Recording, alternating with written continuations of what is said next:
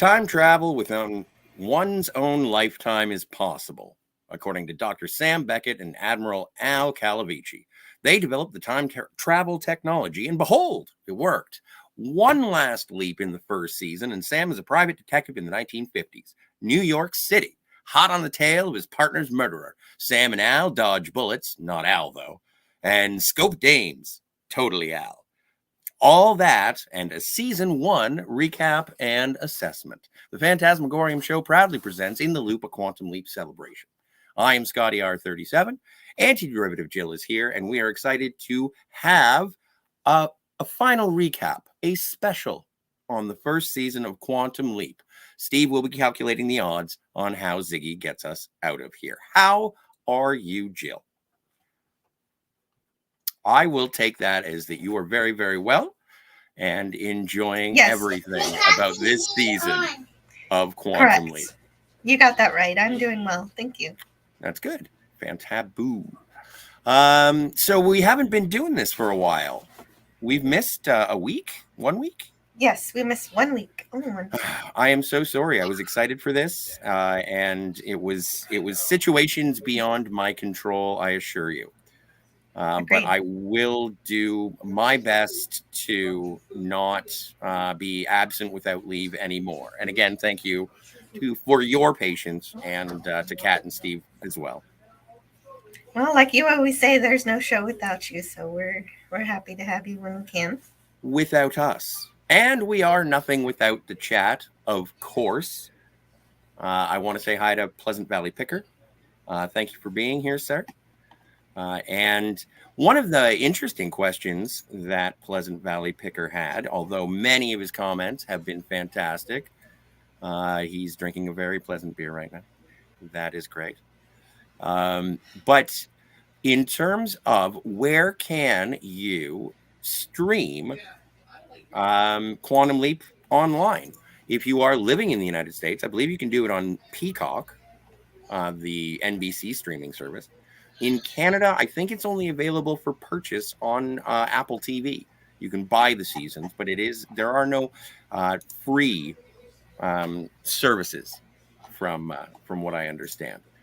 And then also, Pleasant Valley, you seem to be the only person here, though by my sensor readings and Ziggy in my ear, it seems that there is one person lurking. And to the lurkers, thank you.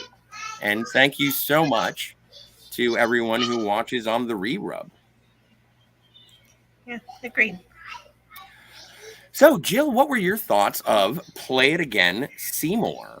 Just before we get into the slides. And again, thank you for being a producer on In the Loop. You're welcome. What were your initial thoughts? How did you feel about this gumshoe story to cap off the season? I think it was fun, well-written story, except maybe a bit at the end is a little bit iffy. But okay. I enjoyed it all. Anyway. It is very interesting to see how they try, like the stock footage that they use for New York City is incredible. Unfortunately, the exterior shots that they use, it's like you're in California. That's the only other thing that I could sense from it. But I enjoyed it. A little bit of a wink and a nod and a touch of a parody.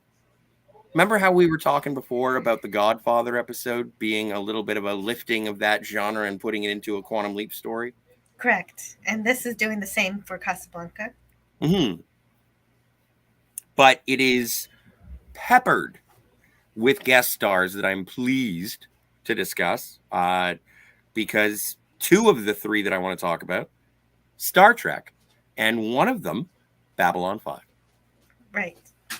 So I am looking forward to that.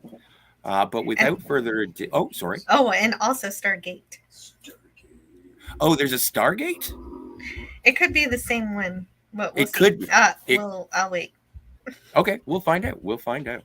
So without any further ado, shall we do the episode? Sure. This episode first aired on May 17th, 1989. It was written by Tom Blomquist, Scott Shepard, and Donald P. Belisario. I guess since it's the finale, We had a few different cooks, including the creator of the series. It was directed by Aaron Lipstadt. Yes, yes. And Eh, yeah, We start with the transition from the last leap, from when Sam leapt into a teenager. Cam from Kamikaze, or yeah, that was the name of the episode. Kamikaze, because his name was yes, Cam. yes.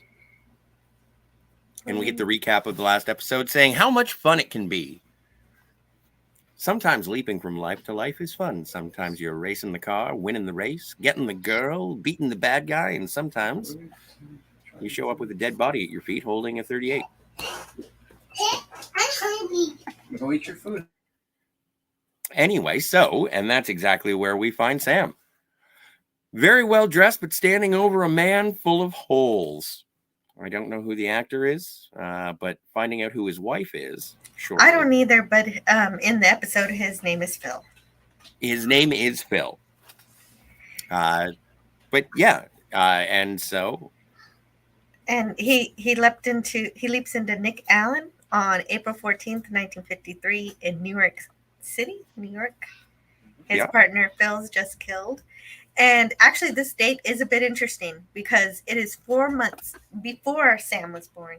So it seems like he can leap into times after his conception, not just his birth. Ooh, that is very interesting. And does that qualify as a science thing? It is within his. Well, no, it gets into an interesting debate, but it is within his lifetime, even though it is 4 months before his birth. Yes. That's interesting. Meaning that Belisario believes lifetime begins at conception. Yeah. He's in utero. Right. Wow, I'm writing this down. And so I wouldn't actually know this sports ball stuff, except Quantum Leap website had it in its trivia. And so the Dodgers opening game that the police officer talks about wasn't played until 5 months after the setting of this episode. The season opener was 5 months after April? Yeah. According to this website, if this website is correct, the website is called Quantum Leap ALS Place. Al's Place. Al's Place. Oh, right. But okay, I don't know how baseball worked back then. I guess there were less teams. I don't know either. But I did it's interesting that you bring up the sports ball, is because he says, well, you're going to miss the Dodgers opener. And Sam says, oh, I'm still in LA. And he's like, oh, yeah. And because at that time, it would have been the Brooklyn Dodgers. So I do enjoy, again, whenever the anachronisms show up of Sam sort of tipping his hand of knowing that of being from the future, which I think sometimes is overlooked at the show. It's not necessarily really focused upon. But the name of the episode, yes, is Play It Again, Seymour, on April 14th, 1953. Pleasant Valley Picker in the chat says, baseball, ask me. Well, how long were seasons in the 50s? How long were baseball seasons? How many teams were there in the league in 1953? Was there an American League and a National League, or was it just Major League Baseball? I don't know any of this stuff. So there we go. Those are the questions. You requested it, and I will deliver. But yeah. Sam, check. Sorry? Oh, go for it. I was just going to say, Sam finds himself in jail, obviously, because suspected of murder. And when he gets his reflection, he is a dead ringer for Humphrey Bogart. Yeah, so I was wondering if, since there are themes to Casablanca in this, if they put their call sheet in for this character to find somebody specifically to look like Humphrey Bogart. Because this actor doesn't really do much else in this episode. He does one other episode of something else. Well, and Did he play Humphrey Bogart in the other episode or something? Oh, I have no idea what the other episode Okay. of something was about. I didn't look into it. I thought for some reason, because this guy is, maybe it's order of appearance, how they do the credits and the guest stars and the closing credits, but he was number one. And I was like, okay, I guess they gave him top billing in the guest stars because, or at least in the closing credits, because he was hard to find. It's a very specific look you're looking for. So, yeah, since it's your favorite movie, do you think he looks like Humphrey Bogart? And do you think this episode portrays that movie that well? Yeah, but it also does enough to know that it's not doing it nods at it pleasantly enough for me to be happy with it, but it also gets enough wrong on purpose that I enjoy it. It's like, yeah, I get what you're trying to do. Oh, there you go. See, I am like, as you said, Casablanca is my favorite movie, and I do love the classic look of Humphrey Bogart, but it's interesting to go between the reflection and then go to Al looking like a cold pimp. Yeah, he looks pretty cool. He looks really dapper, and I like the cigar in his breast pocket. So, yeah, there we go. I'm going to wait until I see Claudia before I start saying anything about that. Okay. And well, no, I want to refer to the guest stars as the guest stars arrive. Makes sense. Pleasant Valley Picker says 1950 baseball season, 1950 April 18th to October 7th. So April, May, June, July. Well, I guess, I don't know. Perhaps it's standings. Pretty much the same as now, Scotty. Yeah. Well, I'm not going to argue with the Quantum Leap wiki. Okay. But, yeah. Well, you know, that it's in, yeah, it could be incorrect. That is something that needs to be corroborated because it is user-generated information. It could be wrong. So. Sometimes the factoids end up being incorrect, but I will do further research. Yes, research on that should be done, especially since I'm not an expert on any bit.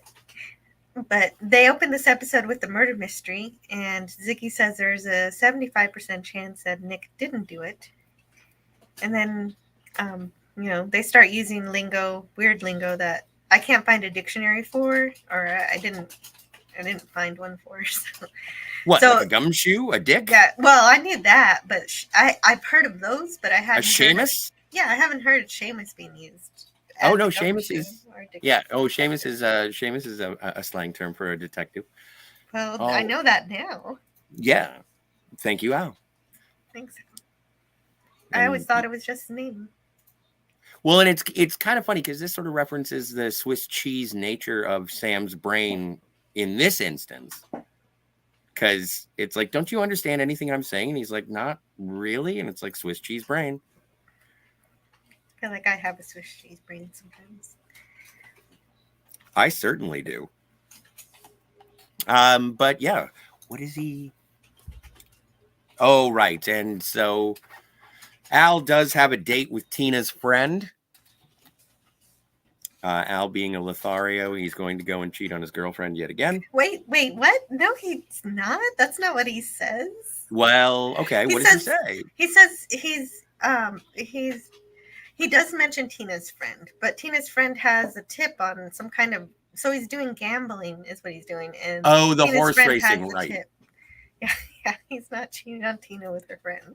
This time. That's what Sam thinks, but he's making assumptions and Al corrects him. It's true, but also it does, in terms of the emotional arc of the episode, it pays off a little bit because Sam does get all, you two-timing drunk. Yeah, well, okay. Yeah, they do get heated as friends, and they do have a bit of a fight and say things they don't mean. But we'll get there. We'll get there. And so then Sam is quoting lines from a movie because of how he looks. And then he has this wild premonition. And he says, a bald detective with a cigar is going to come walking through that door and tell me that the bullet that Grimsley took didn't come from my gun. Grimsley being Phil. I need. Okay. Absolutely. And that is something that there hasn't necessarily been a deja vu situation. I was curious as to what was going on. I've seen this episode before, but this is the first time in a long time that I've seen it. Now, the only appearance of my first guest star is the bald detective who ends up showing up to free Sam. And he was played by Richard Reel. Unfortunately, I did not get a picture of Richard Reel. I apologize. It does not matter. You will remember him. He was. Have you ever seen that Star Trek: The Next Generation episode, The Inner Light? Because yes, of course. He plays Captain Picard's best friend in that episode. Then later on, in both, he had 2 episodes of Voyager that he was in. And for some reason, I feel like he was in that holographic Irish town. And in Enterprise, he was in 2 episodes as well, one of which was The Augments, and he played a doctor. And he carried that character over to another episode as well. I didn't want to bog too much into Star Trek, but when you find a trifecta, there's an actor who is in Quantum Leap and 3 series of Star Trek. Come on. I do love when Star Trek reuses actors. That is a lot of fun. But yeah, Sam is released from prison because of the inconsistency between his gun and the slugs that were Phil. And he heads back to his office building, I guess. Yes, this is where his office is, and he gets physically assaulted by this lady for making that Humphrey Bogart. Well, and Sam does say to Al, "Am I Humphrey Bogart?" And he's like, "Nope, he is in the Hamptons filming, he's in the Hamptons filming Sabrina." And so then Sam says to this lady, "No, he's in the Hamptons filming Sabrina with Audrey Hepburn and William Holden." And then she hits him for some reason. Well, I'm not for sure what reason. Well, when he tells her, he doesn't talk about the filming of the movie, just that he's in the Hamptons with Audrey Hepburn. And so... Okay, so it's a double entendre? Yeah, I think so. I think her mind's just in the gutter, I guess. I have no idea why else she would hit him. She does look like she has a filthy mind. Yes. And here we are introduced to Lionel. Lionel. The superintendent of the building. I'm hoping for... But he's there, and he's like, "Man, are you okay? Because Phil just died." Oh, you got to go back one. We got to stick with that guy for a bit. The guy with the glasses, Seymour. But and then, have you talked to Allison yet? And so we discover that Phil was married. And so he's like, "No, but I will, whatever. She must be broken up, whatever." Mm-hmm. Right. Yes. We first hear about Allison here. But if we go to the next slide, this is the second who's going to appear. But the second person who appears, this is Willie Garson in the role of Seymour. Yes. He's probably best known from Sex and the City. I've never seen it. Well, I know him from Stargate SG-1. Oh, okay. Which I think you should watch someday. He does great. I will check it out.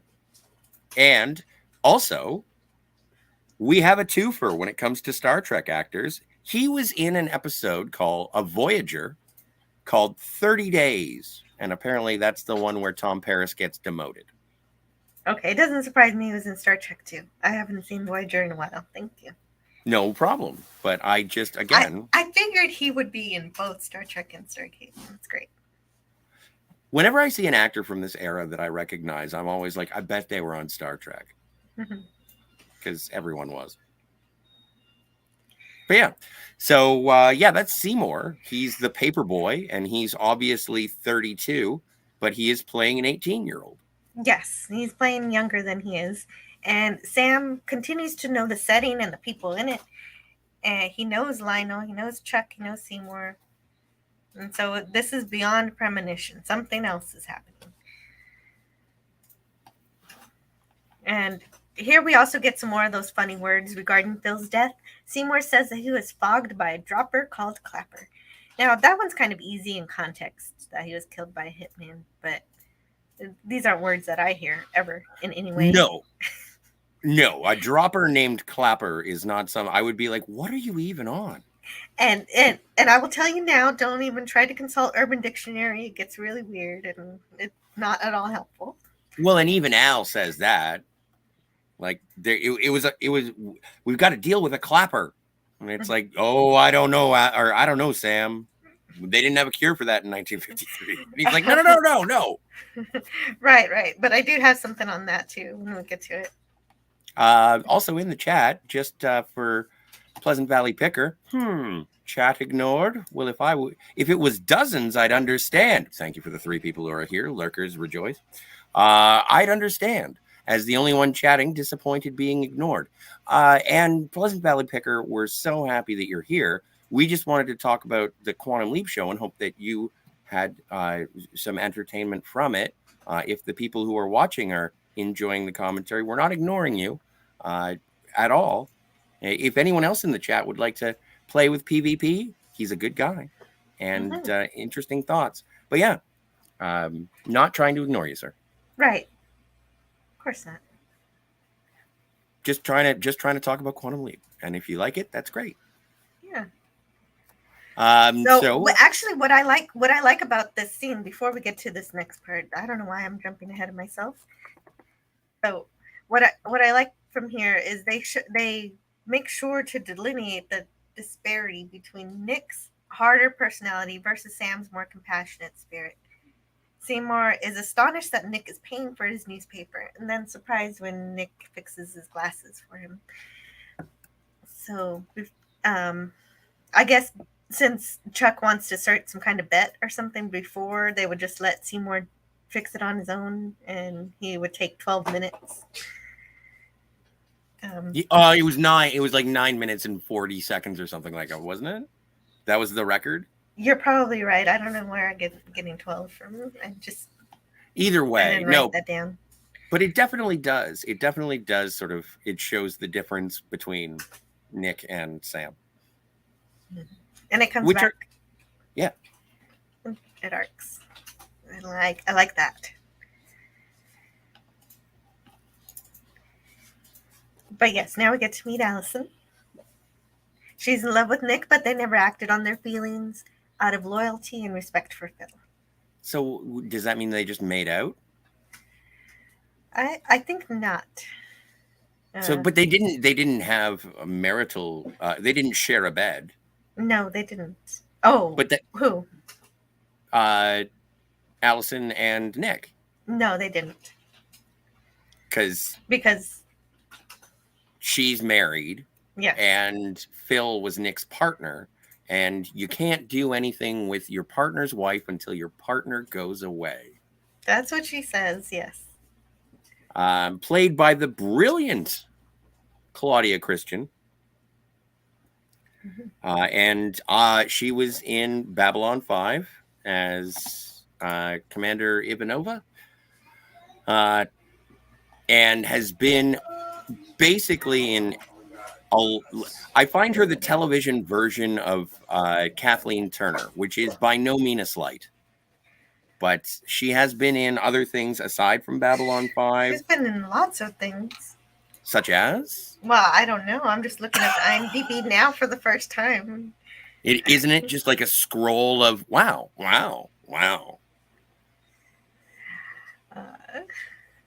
Yeah, she's in Quantum Leap. She is in Quantum Leap. Mad About You. I was in an episode of Mad About You. Really? No. I never watched it, but I heard of Matlock. You've heard of Matlock. Well, congratulations, Jill. You can hear all about it on next week's podcast, the Matlock Review, where we forget every episode because we're so terribly old. But of course, Babylon 5 as Susan Ivanova was her major role that changed her life and career and everything.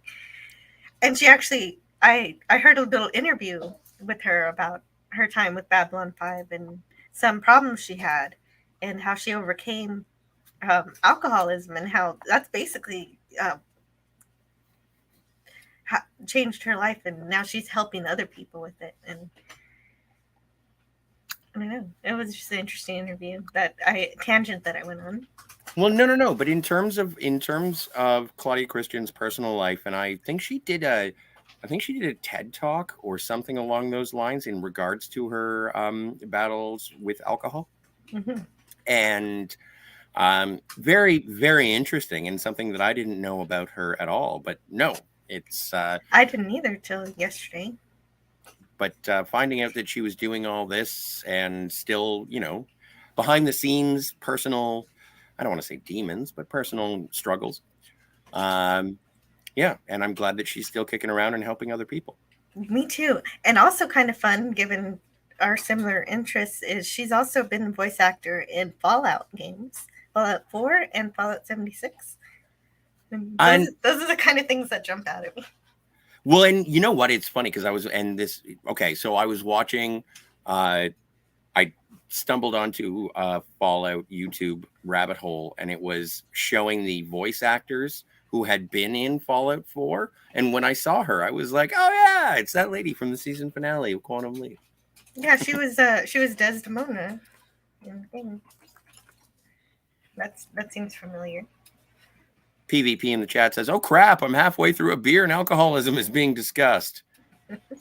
A beer? Anyway, I don't want to advocate for anything considering that this lady has made it her mission in life to help people like me. So, well, okay, well, but if you got them. Yeah, right.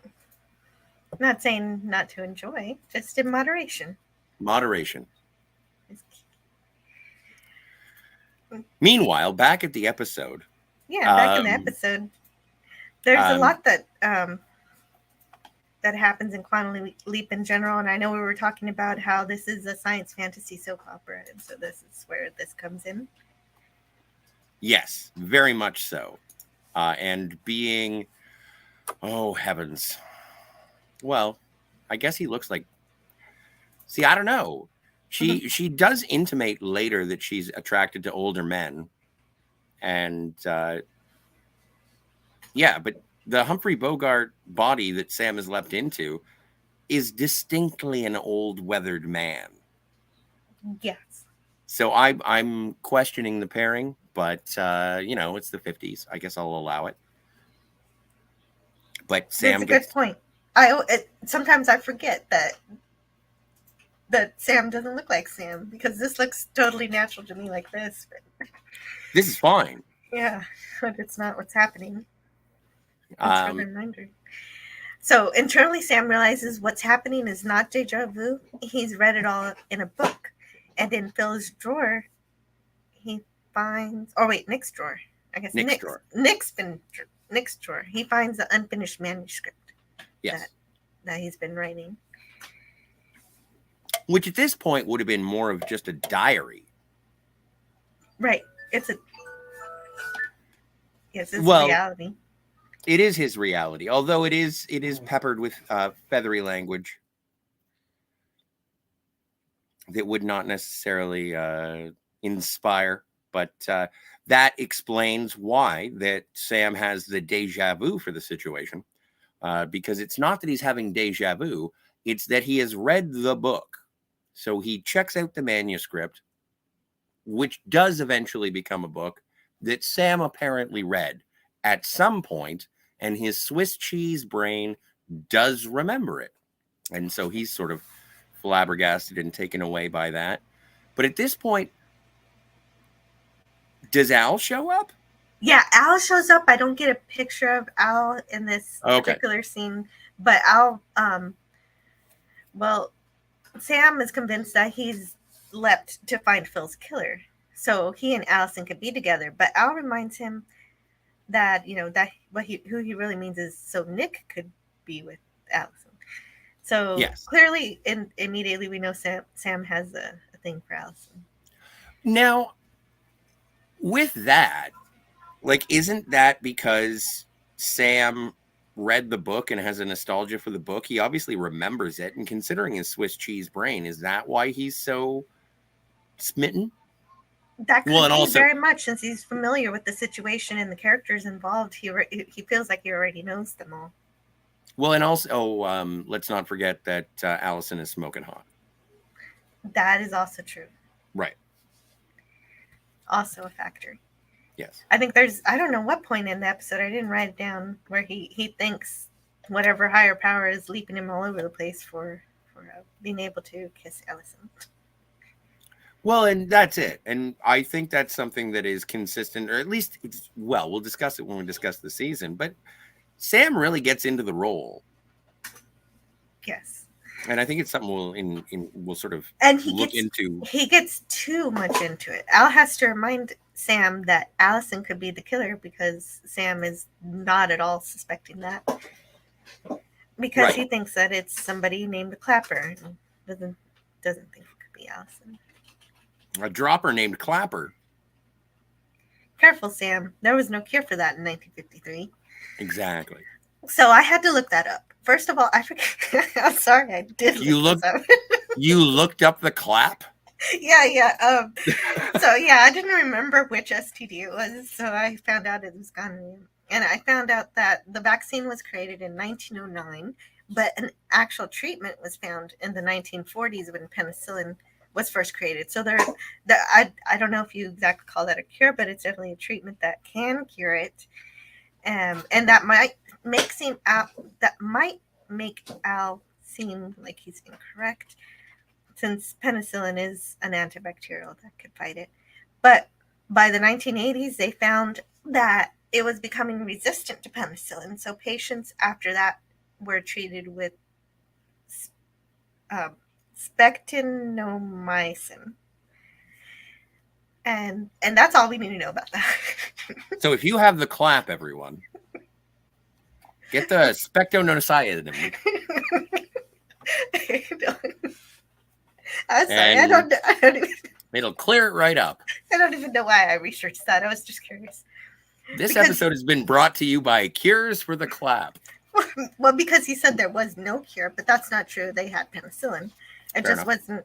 They just didn't have a good one until the 80s. I can't wait until what I wasted all my research on. I can't wait to tell you that I spent hours and hours looking one detail up. I can't wait too. That's great. Okay. So anyway, Sam is gonna go. Where's he going now?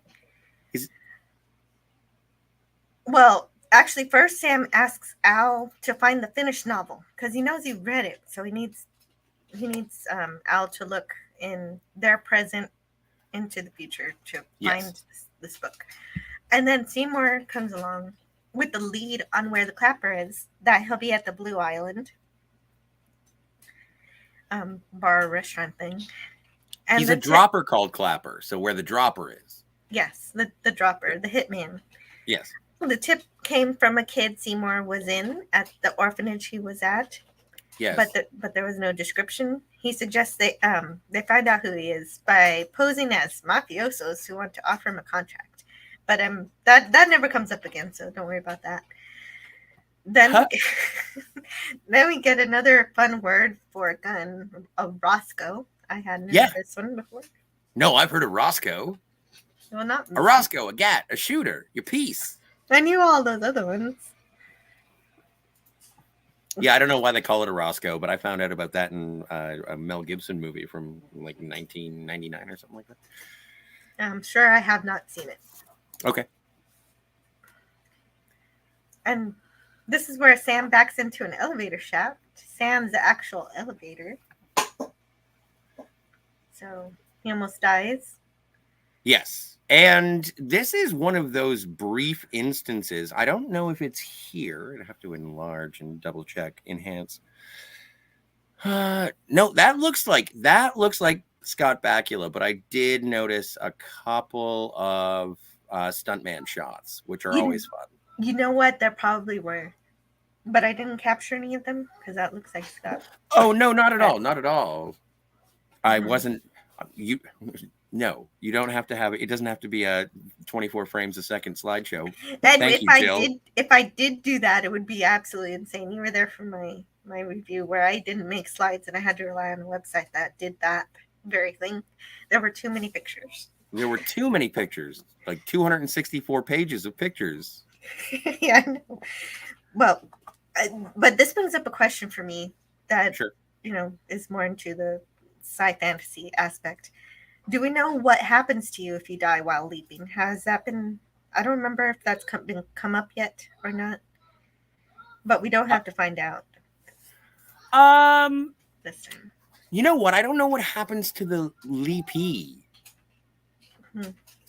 But it's an interesting question. I don't know. They sort of just say if you die on a leap, you're going to die, but they don't say what the specifics of it are. Like in terms of does Okay, so Nick, they have said that. They've said if he if he gets shot, he's going to die. If he crashes the jet, he's going to die. But it never says what's going to happen. Like in this instance, if Sam had not caught himself, then I don't know if Nick, what happens to him in the waiting room back at Quantum Leap. Me neither. Maybe we'll find out someday. Pleasant Valley Picker says, I hope so. We're going to watch the whole show. Pleasant Valley Picker says, one watching, could that be me? Yes, gold star. Thank you for being here, Pleasant Valley Picker. Thank you so much. And again, thank you to anyone who is lurking, hanging out, checking out the rerun. Thank you. Interesting question, PvP, before we get back into the plot. Sure. And where was it filmed? Well, this is one of those things where it was blatantly in Los Angeles because this episode was filmed and Nick's office is in the Bradbury building, a very famous Los Angeles landmark, and most famously in the first Blade Runner. It's where, the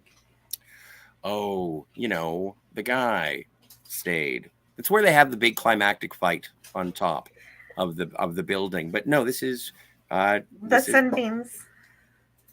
The which? The sunbeams. The lights coming through the ceiling and the rain and yeah. It is the Bradbury building. Again, another gold star. But we see Seymour is knocked out. With his tongue hanging out. For some reason. So Seymour suggested that the clapper did this. He also looks like a caddy. Anyway. Yeah. Sorry. Seymour suggests that the clapper did this to the elevator, but Sam says that professionals wouldn't have missed. And Lionel says the door couldn't be opened unless the elevator was there. But Chuck says it could if the safety latch was broken.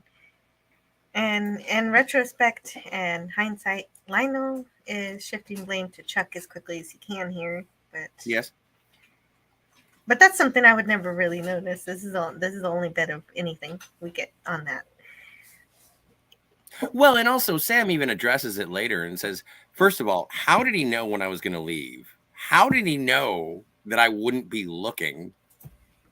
Like, he sort of he sort of passes that off. And it had been so long since I'd seen this episode, I forgot Lionel was the bad guy. So, well, it's easy to not know he's a bad guy because there's no clues.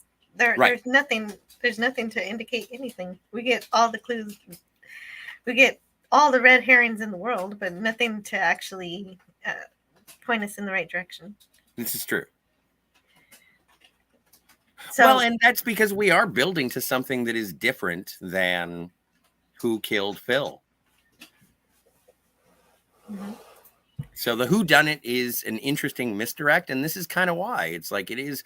And also, this isn't necessarily at this point of the episode. It's not necessarily a ripoff of what would you call it, Casablanca, but this is more of just an encapsulation of the myth that is the noir stories of Humphrey Bogart, because you got like a or even noir movies in general. You got the sidekick, you got the aesthetic, you got the jargon. Heck, Sam smokes in this, and he seems fine with it. Where we've seen him cough before.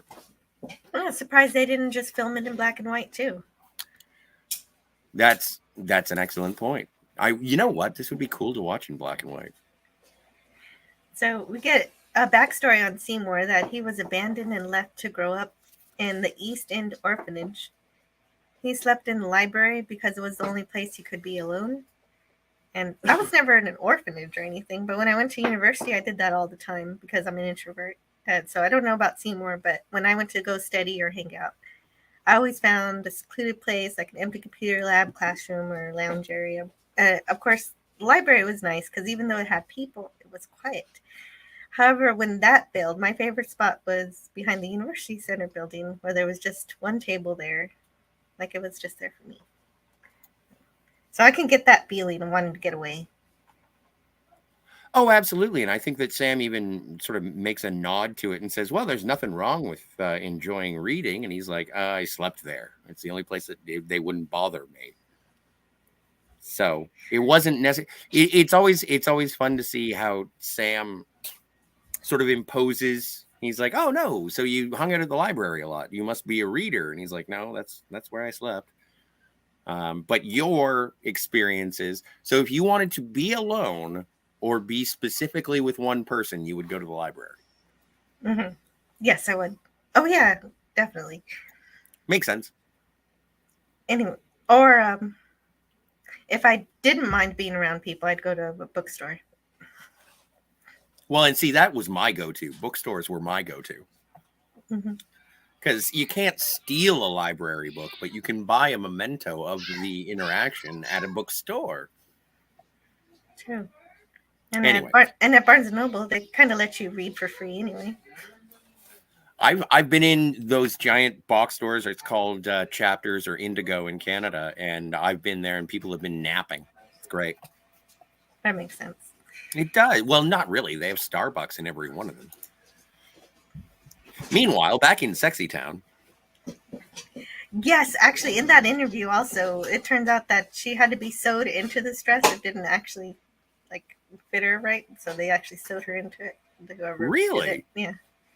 That's interesting, and it makes sense. Well, and also it would be good training for being in a science fiction show where I'm sure that the costumes were form-fitting. Yes, and Allison doesn't want them to go to Blue Island because that's where Phil was murdered. Right. And how, I didn't know that. You didn't tell me that. And it's like, no, I didn't tell you that. You were with him.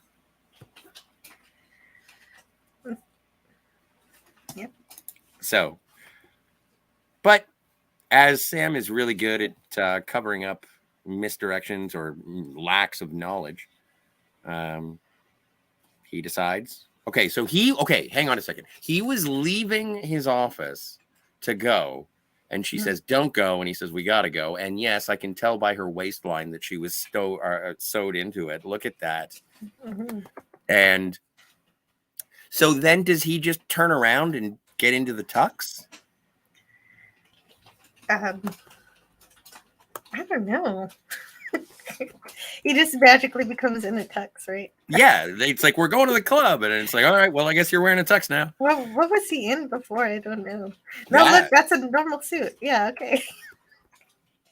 That's a good point. I have no idea when he changed. They may have said, go back to my apartment first, because they do reference Nick's apartment. Yes, he does have a separate apartment from his office. Right. But every time I see a private detective story, I always assume that they have like one of those beds that come out of the wall. Well, yeah, like in Who Framed Roger Rabbit. Exactly. But not anyways. Here. I guess he has enough. I guess he's a well-to-do detective and can have his own apartment. It's always nice when your job can pay for your living. It's good. It's a good gig. So anyway, we're here at the Blue. What's it? The Blue Island. The Blue Island. I was going to say the Blue Oyster, but that's from Police Academy, I think. And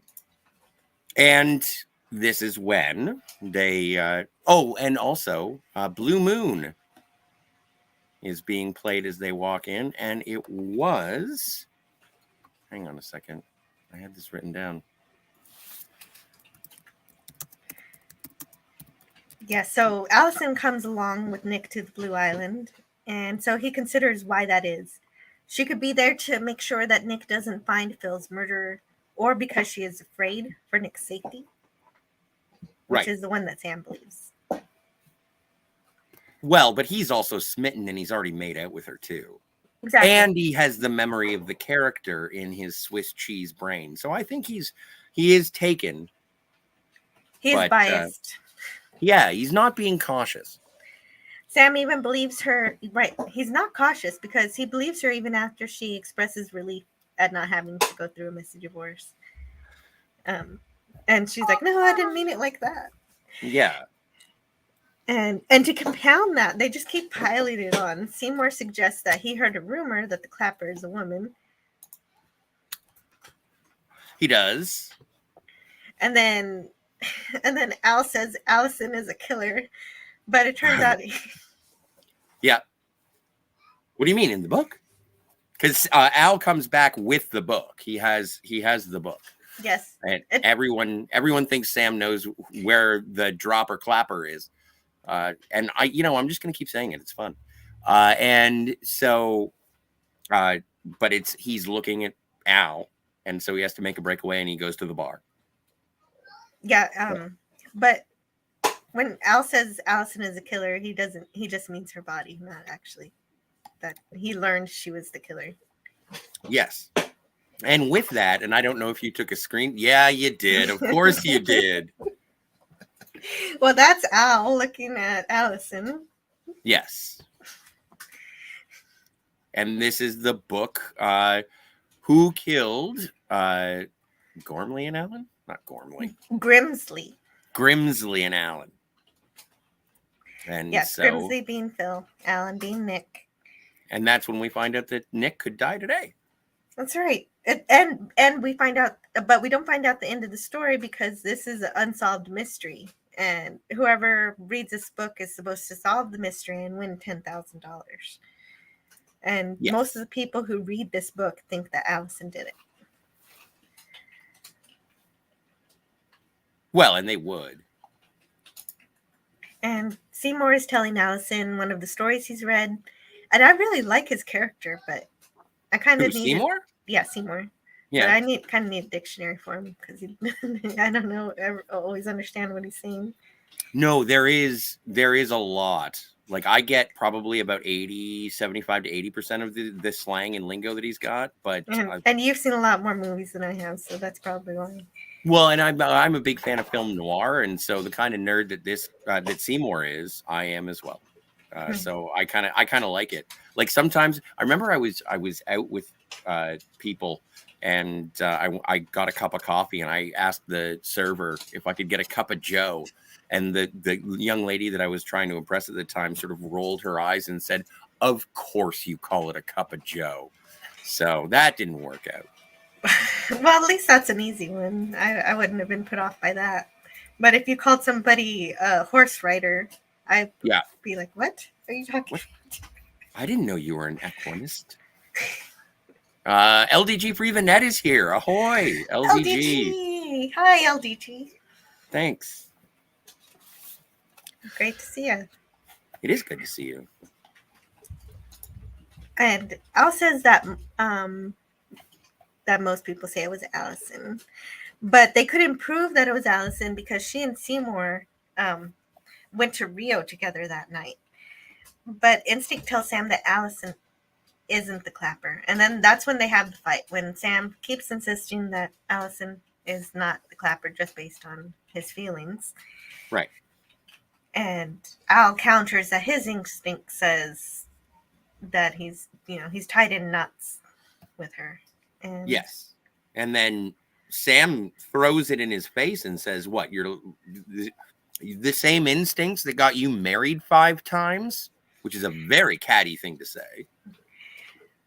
Yes. And then Al responds by telling him he hasn't been getting any lately. And then And then Sam says, "Don't compare me to yourself. I think with my brain, and I don't cloud my judgment with the bottle." Yeah. And so that prompts Al to say, "Okay, don't go to El Guardia," and then he leaves. LaGuardia. LaGuardia. LaGuardia. LaGuardia. I think they renamed I think I said L because it's O at the end, and it makes me think that it should be L, but it's LaGuardia. No, it's LaGuardia. It's LaGuardia. Okay, there you go. I misremembered it. It's not an airport that I hear about more that often. I think they renamed it. I think, I don't know. Let's find out. I've got an answer box. Yeah, you find that. All right, I will do. Otherwise, I'll find it. And Pleasant Valley Picker says, "Any lady that disses you over Joe is no class wench." Well, why do you have to call her a wench, though? That's kind of rude. A wench? Yeah, LaGuardia is an airport in New York. It's for domestic flights only. Okay. And hello in the chat to Nemesis of Eden. Ahoy, Nemesis. Good evening. We are having a good night so far. Look at the slide, Nemesis of Eden. Come on. We're hanging out with Sam. He's got a drink. He's wearing a tux. This is great. Yeah. He does look. I hope you're doing well as well, Nemesis of Eden. But when Al leaves, Sam realizes what he's done, and he thinks, "Why do we hurt people for telling us the truth?" Yeah. And this is very true. This is a very relatable kind of statement. Well, and I appreciate that Sam had an immediate response to his own transgression. Me too.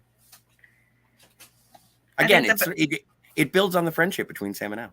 It does, and I think the best people realize their faults right away, recognize them, and address them. Well, eventually, you don't have to do it right away. There's no time limit, but for the sake of television and the sake of these characters, I really like that. As soon as Al leaves, Sam is like, "Why do we always hurt the people that we?" Mm-hmm. And then he doesn't he admonish himself, and he's like, "Oh no, now I'm starting to think like Nick." Yes, at some point that does happen. Probably something about being locked up in the hoosegow. See, I find this interaction incredibly interesting because the cigarette girl shows up and says, "Hey, Nick." So obviously, yeah, we're fine. But he buys the cigarettes, fiddles with them, plays with them, and then when he has to carry the 2 martinis and the Shirley Temple back to, and that does not look like a Shirley Temple. I've made Shirley Temples. There's supposed to be orange juice in there. He doesn't even take the cigarettes. No, he leaves the cigarettes. He doesn't put them in his pocket or anything. I didn't notice that. As a smoker, don't smoke, kids. I was just like, you just bought a pack of cigarettes and you're gonna leave them on the bar? You're crazy. Thank you for that observation.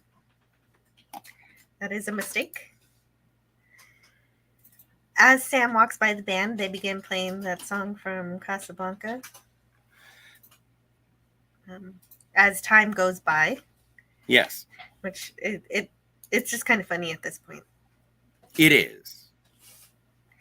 Well, and also because everyone thinks that he is, and so it's kind of funny to see the sheepish response and imagine what that response would be from a guy who looks like Humphrey Bogart. Mm-hmm. Nemesis of Eden says, "I'll be honest, never watched the show before my times. Yes, I'm having an incredible night. Thank you." Well, Fabu. And here, Allison admits that she loved Phil's sophistication and what he represented, but not him. And that Nick is the only one she's ever loved. And so then they kiss, and okay. At this point. All right, Jill, go back one. Okay. Here's what I had. Oh, you have something great. What do you mean great? I've been doing stuff. Oh no, you do everything. So so you'll notice on the door, First, I don't like these doors for 1953, but most importantly, I went down like an hour-long search to find out when they started putting push and pull on doors, like little signs. I don't know. I couldn't find a definitive answer. This is how I waste my time because I was angry at the door.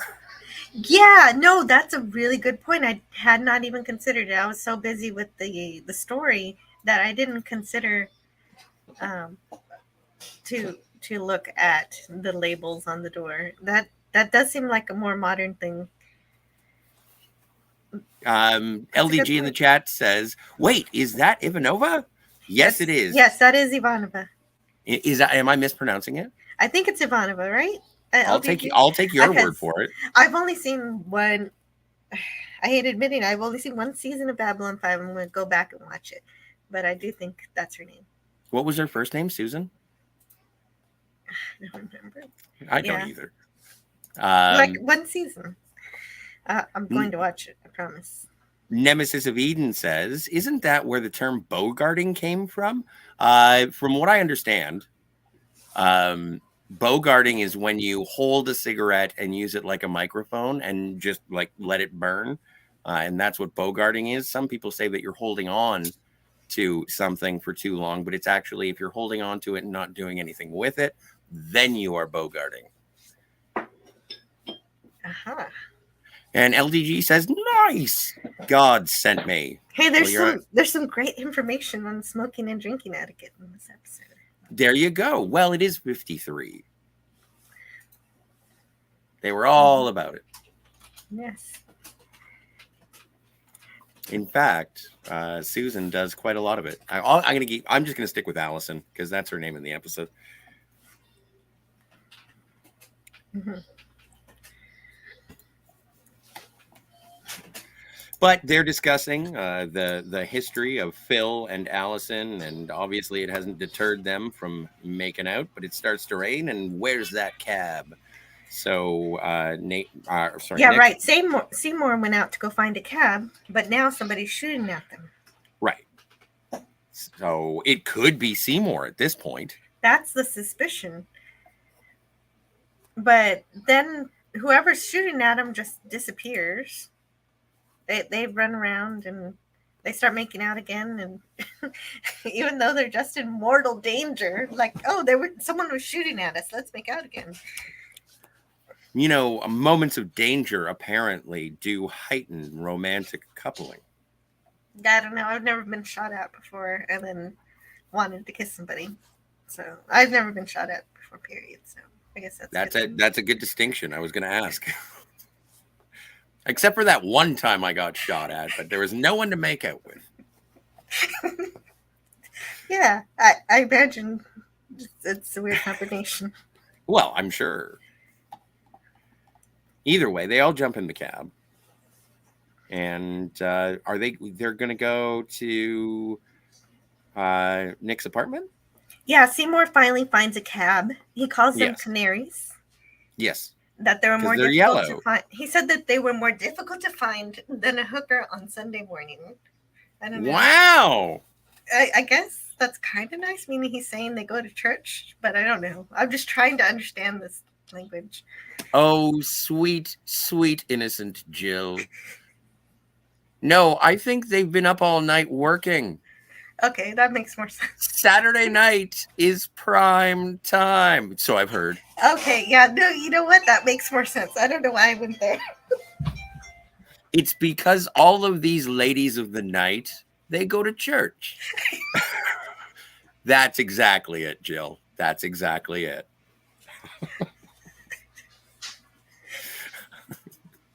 Anyway, maybe they're singing to that man. Yeah. In Star Trek 4. Anyway. Okay. I'm the old lady on the tour. No one knows what the whale song is for. Maybe they're singing to that man. Mm-hmm. Anyway, sorry. Then, back to Quantum Leap. Sure. Then Sam is extra mean to Seymour. Again, we get another reference to nerd. He also calls him a wimp, a wuss, a dope, and a goof all together. Why do you have to be so nerdy? And they both in unison, they're like, what? And this is a callback to the pilot episode Genesis, which is the first time Sam used the word nerd. And I went on a brief history on how its current definition developed sometime in the 60s. So it makes sense for people in the 50s not to really know.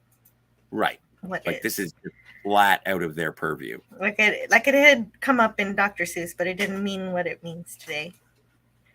Anyway, it's clear he's doing this to drive away Seymour, to keep him safe. Yes. Well, he's trying to keep him safe, but also he's getting sick and tired of all of this. Yeah, see, you got the shenanigans going on. I see you're on the trolley. All right. Well, wouldn't you get fed up with it? Just speak plain English, buddy. Anyway, so... Well, he does at the end of the episode. He does. He does get there. He differentiates fantasy and reality, and good for him.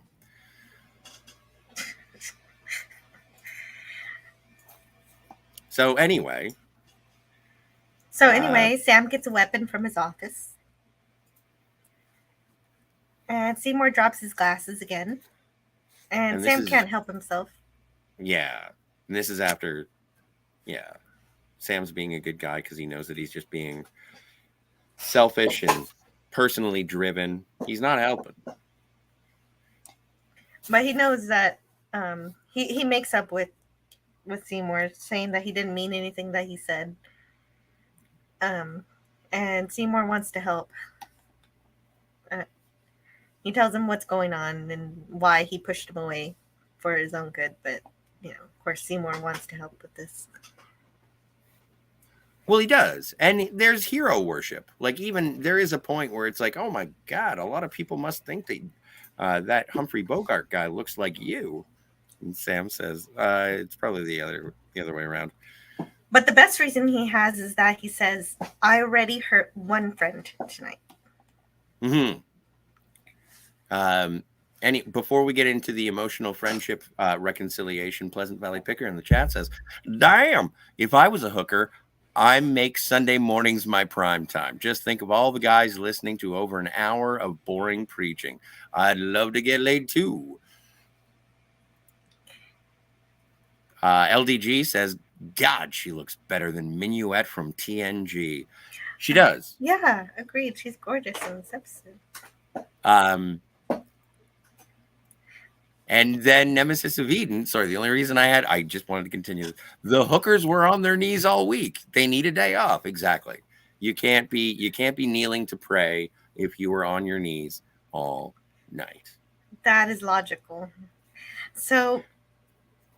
And Sam's smoking. Yeah, he's smoking. So he did get those pack of cigarettes somehow. They teleported into his pocket. I'm telling you. He left them on the bar. Maybe the bartender was good enough to return them. Mm-hmm. Yeah. So we missed the scene where the bartender was running, hey, you forgot your cigarettes. Oh, no. One of the servers or maybe that nice cigarette girl. Mm-hmm. I don't think she got a name. And Sam says that he had actually suspected it was Seymour as the clapper, but knew it wasn't because Seymour was... The dropper. Clapper's the name. Dropper's the title. Yes.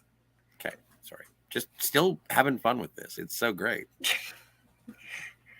Well, he knew he wasn't the dropper because he wasn't drenched from the storm. Yeah. Not a bad detective, that Nick Allen. Yeah. Well, yeah, like you said, Sam gets the personality and maybe some of the abilities of whoever he leaps into. But for me, that's a little vague on how much. Well, we'll find out more about it. Yeah, we'll find out more about that later. Like, again, I know, but I want to know everything about the technicalities of this show, and it's not. Well, you have to wait longer. I'm sorry. You have to keep watching. So this is the part of the episode that confuses me. All right. Because when the other guy gets into the cab, Allison behaves as if she's been expecting him. Yes. So you think immediately that we're witnessing her as an accomplice. And we're all made to guess that she's responsible for Phil's death as a result of this, all because she doesn't seem put out by someone coming into the cab and them heading off to the airport without Nick. And I think she never looks over. But she knows who it is, and she addresses the person and says, "I've been waiting for you," or something. Yeah, well, and it is something along the line. Not I've been expecting you. It's oh, if I remember correctly, because I thought my initial thought watching the episode was, and initial by rewatching the episode, I suppose I should clarify, is that when somebody gets into the cab, I was expecting it to be Sam. But they never pan back over. They never do the reverse shot on it to show Sam. So I thought that it was like, as soon as Sam walked out, it was like, oh no, the bad guy got in with Allison. Yes. We very, very clearly know it was somebody else because right. Sam But you thought she was in cahoots. Yeah. Well, because she says she doesn't seem put out by a random person coming into the cab. Well, but she didn't look. She didn't see the person who got in. Yes, she did. She looked. You have a peripheral vision. You can see who's coming into the car next to you. It's 1953. Everyone's wearing a fedora and a trench coat. I've given this one a pass, Jill. I'm giving this a pass. How? What? Because I think that she is sitting there as you show her putting on lipstick and checking out her compact. I think that what she's doing is being all sexy and seductive, because that's all she's been doing the entire episode, and didn't want to look at Nick because she was being all sexy and seductive. And she says, "I've been expecting you," or "Where have you been?" or something like that. She said, "I thought you'd never get here." Exactly. I think she was talking about the return of Nick. You think that she thinks that Nick got into the cab with her, and that she's distracted by her little compact so much that she doesn't know who got in the car with her. And also her own vanity. Have you ever done something and you knew that someone was watching you and you wanted to make sure you were doing it really, really well, and it kind of pushed out in your own mind the person who was watching? Like not in conversation, but you know that you're in a group and it's like, I'm going to do this and I know they're going to think it's awesome, but you're not really looking at them. You're just performing for them. Okay, that's a possibility, but I don't know. When someone enters a room or a car, you look at them usually. You know what this entire interaction has told me? You're on Team Al and I'm on Team Sam. I don't think she did it. I don't think she did it either. I just think. But you don't trust her. But this is really weird. What was her motivations for being with Lionel? I think that she knows it was him, but you don't. You think? I don't think she knows it was him. She thinks that Nick got in the cab. I think she thinks Nick got in the cab. Okay, but it's not clear in the episode. So, okay. Anyway. Sam isn't in the cab.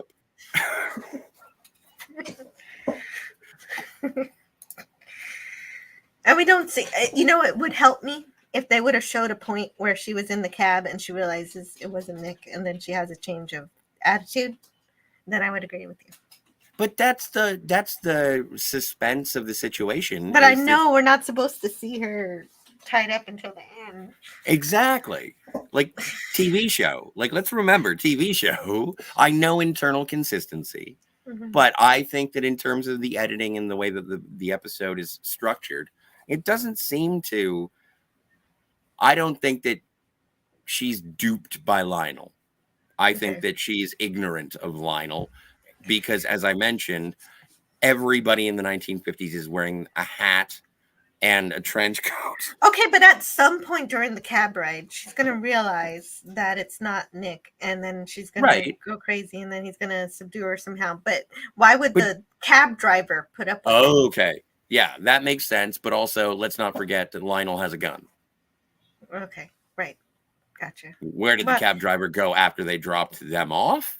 That's a good question. I was just taken by gunpoint to LaGuardia. I'm sure it's nothing. Anyway. Yeah. Okay, so at least for the next crazy thing that Seymour says, we get a full translation. He says, you laid a Ben Franklin on the cocktail shaker at the Blue Island, and he opened up like a pencil pusher from Toledo on his third martini. And so Sam is able to correctly translate it into, I gave the bartender at the club $100, and he started talking like an accountant from Toledo who'd had one too many. So, sorry, can you say the original one more time? Sure. The non-translated. You laid a Ben Franklin on the cocktail shaker at the Blue Island. Yeah. And he opened up like a pencil pusher from Toledo on his third martini. Yeah, okay. That tracks. All of that is completely accurate. And then I don't doubt it. Even Seymour says that's what I said. When Sam says you gave $100 to the bartender at the Blue Island, and he told you everything like a drunk accountant. Yeah, when he says that reminds me of when Spock says something scientific and McCoy says it in layman's terms, and he said, I just said that. We must ignite the midnight petroleum. Thank you, Data. And so they're going to LaGuardia in order to find the clapper, the dropper. Dropper clapper. When Al shows up in the cab. Yeah, looking sharp, by the way. All in white. All in white. And I don't know what those medals are, but hang on a second. He is distinguished. Well, he is. He was an astronaut. And yeah, there you go. You can see there we are. He's got military ribbons. Yeah, but it's an interesting outfit to wear your ribbons on is all. It is. I like the ascot though. But he does like his accessories. Well, and also you got and big ups to Dean Stockwell in terms of the performance that goes on between these guys, because it's not sappy, it's friendly, but you can even in this shot you can see the disappointment, but he's still Sam's friend, and Quantum Leap, he's stuck in bouncing through time, so it's not like he's going to be going away after a tiff. Right. And yeah, he's still but Sam does express his regrets at what he said before. Which, again, we've talked about before in terms of having conversations with two people at the same time. He is directing his statements basically at both Seymour and Al. Yeah, and yeah, as you said, Al forgives instantly. There was nothing. Their friendship is too strong for this kind of thing. Exactly. They built Quantum Leap. So Sam tells Seymour that Allison may have hired the clapper to kill Phil. The dropper. Even though he doesn't believe it. The guy's name is Clapper. The title is Dropper. You don't hire the Clapper. That's like hiring the Scot. You don't do that. You're right. Dropper is the title. Okay, anyway, I'm sorry. No, I'm the one who keeps. Yeah, I'm almost barking at you. I apologize, but this kind of. No, but you're right. You're right. It's still rude. It's still rude. And these names and these nicknames from this film noir period absolutely just confuse me. Well, still, I should reel it in a little bit. If you don't know the vernacular, then I shouldn't get that angry about it. So I will recalibrate. So who do you hire? The dropper. What's his name? Clapper. There you go. All right. I'm learning. Okay. I'm just afraid of what you say. Oh, and then we find out Lionel is the Clapper, and I'm going to be like, what? Did we just talk about? Anyway. So we're at LaGuardia. Yeah. Yeah, so So Sam wants Seymour to watch out for Allison, and he calls her his main squeeze. Yeah. Which didn't fall into use in reference to one's sweetheart until 1970. Yes. However, Yes. the very first use of this slang term was recorded in 1896. But back then, it meant the most important person. So you'd say, who's the main squeeze in this company? Hmm. Well, no, the person who do I go and get money from? Mm-hmm. The main squeeze. Who do I put the squeeze on to get some Benjamins? Yes, that was the original Yes. definition. And you know, words and phrases, they change. Well, and this is I one was of them. surprised. I was surprised it didn't show up until 1970, and it's based on in a song. Oh, is it a song? Oh, I It is didn't go that far in my research. So if it's Yeah. from a song, I believe you. Yes. I looked at the song. There are a lot of covers of it, so I couldn't find the original. I was too busy looking at Doors. Did you find anything on that? Doors? On the Doors? No, there's so many things. Like, there's a lot of people complaining about Doors on the internet. I bet. I wish I would have researched this. You know, next time you've got a research point that's really interesting, let me know. Maybe I can help. All right. Well, yeah. You know, we're shaking out the bugs. It's only the first season. True. So they split up and decide that Seymour's going to go one way, Nick's going to go the other. They're going to meet in the middle, and they're looking for Allison. Yes, and Al's going to check out the bathroom. Al is going to go check out the bathroom. Good for you, Al. And he was like, well, someone's got to. And I enjoy Al's involvement through this entire sort of third act so very, very much. Yes, the episode's not about him, but he still makes his presence, and he Oh, in terms of the action sequence, though, when he just gets so frustrated by no one can see me, no one can hear me. And this is the first instance where he's like, well, I'm going to go check out the ladies' room. Someone has to. They can't see me. They can't hear me. But he's also, I would like to remind the audience, Al is a bit of a perv. Well, yes, I didn't do I keep wanting to do the Quantum Leap bingo card that we have. Yeah. But I believe Al is a dirty old man would be checked off every episode. Every episode. Well, no, I think there are a couple where he is a shining example of goodness. Oh, I can't wait for those. Yeah, me too. So far, none. Well, except for helping Sam. He's good in that he helps Sam. And there is that one episode, The Color of Truth. The Color of Truth, yes. Where he saves a life directly. Yes. So he's good, but also perverted. He is. He's a peeping Tom. Mm-hmm. So at this point, this young boy. Now, his name, the name of the character is Alan. Well, he's supposed to be Woody Allen. That's what I thought. Yes. Did you look this up? Yes, I did, and I don't. Since I didn't really watch much Woody Allen, I don't know the references. But apparently, a couple of things he says are references to his movies. Can I give it a go? Sure. So, there is a movie that Woody Allen directed in the 1970s or 80s, probably 70s, and it's called Play It Again, Sam. And it is about Woody Allen and his imaginary friend giving him sage-like advice, which is Humphrey Bogart. And so it is in the vein of Casablanca being the best movie ever made, or Woody Allen's favorite.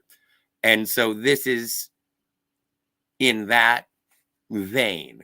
The young boy portrayed here or pictured here says that sometimes I even have fantasies that, or something along these lines, fantasies that you get Angie to come up to my bedroom and my therapist tells me that I'm neurotic. Well, of course I'm neurotic. Have you met my It's very, very obviously supposed to be Woody Allen. But I went to go check it out because I thought that he played Paul from the Wonder Years, different actor. And I was curious as to whether or not his first name was Woody. I did not find that, but when I found out his name was Allen, I was supposed to go and look up Woody Allen to find out what his birth name was, but I was busy looking at Doors. So Doors, so important. Well, they were. I was like, these don't make any sense. So if anyone knows Woody Allen's birth name, let us know in the chat, or else I'll look at it in a minute. But what I was told is that he should be 17 in this episode, so he seems a little bit younger. Fair enough. Well, we got Michael Jackson in like the last episode. Mm-hmm. And Michael Jackson was too young also. Yeah. I mean, right. He was too young to have been 5 years old in that episode. He should have been 2 when he was 5. And so in this case, he's younger when he should be 17. I don't know. He's like 15. I guess maybe it's not too far off. Maybe he's just short for his age.